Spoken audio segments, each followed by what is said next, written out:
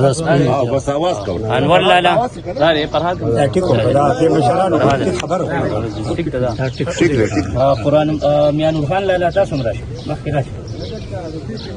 د دې فریق ستاسو فریق چې کومې مونږ ته نومونه یاد دي نو ټول مخې ته حاضر شئ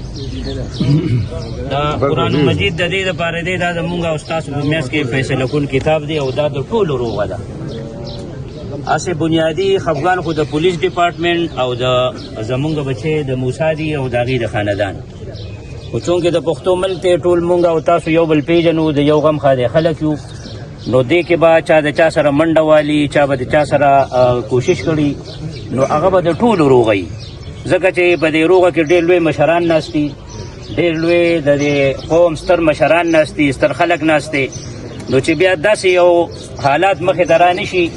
چې هغه زمونږ د دې مشرانو زمونږ د دې روغې د دې مشرانو خصوصا د نواب صاحب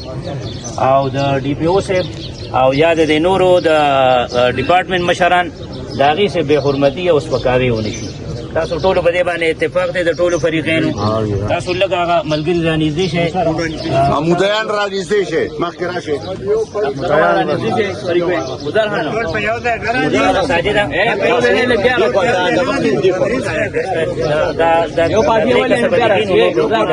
نه جی دغلته راځي یو پاټي خوا کې یو سبجانا پرېږدې نه بچې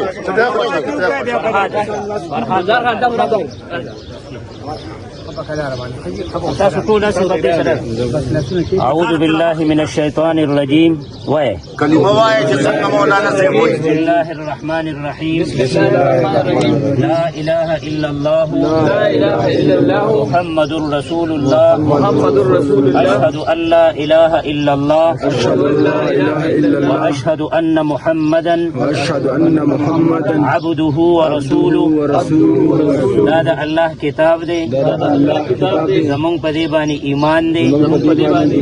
زمونږ په منځ کې چې کم خفګانو هغه د دې مشرانو په فیصله باندې د دې قرآن په حاضرۍ کې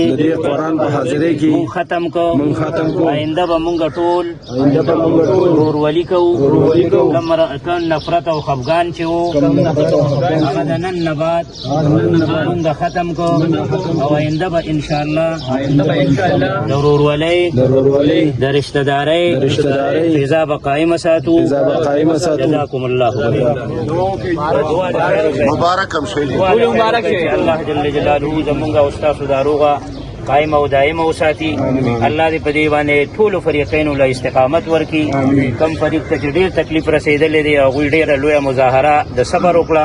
الله دې د هغې په دنیا او آخر باندې خیرونه نصیب کړي کومو مشرانو خواجه صاحب احسان باچا صاحب ډي پي او صاحب یا نور د ډپارټمنټ مشران چې کوم کوششونه یې کړي دي الله جل جلاله دې دا باراور ثابت کړي او الله تبارک وتعالی دې دوی له په دنیا او په آخر باندې ښه عوضونه ښې بدلې ورکړي الله جل جلاله دې دا مشران د دوی عمرونه دې الله دراز کړي د برکت عمرونه دې الله سیوا کړي او الله دې د دې په برکت باندې زمونږ په دې ملک او علاقه کې دا دشمنۍ ختمې کړي الله دې دې له دې په مال اولاد کې خیر او برکت واچي او انشاءالله مونږ به د نواب صاحب سره د سبحان الله سره د دوی سره بشانه ولاړ یو چې کوم ځای ته دوی ډي پي او صاحب چې کوم ځای دوی وایي انشاءالله هغه ځای ته به مونږ ځو چې کوم ځای کې شخړې خفګانونه هغه به انشاءالله د دوی په سربراهۍ کې ختمو الله تبارک وتعالی د دوی له دراز عمرونه ورکړي وصلی الله تبارک ټولو مبارک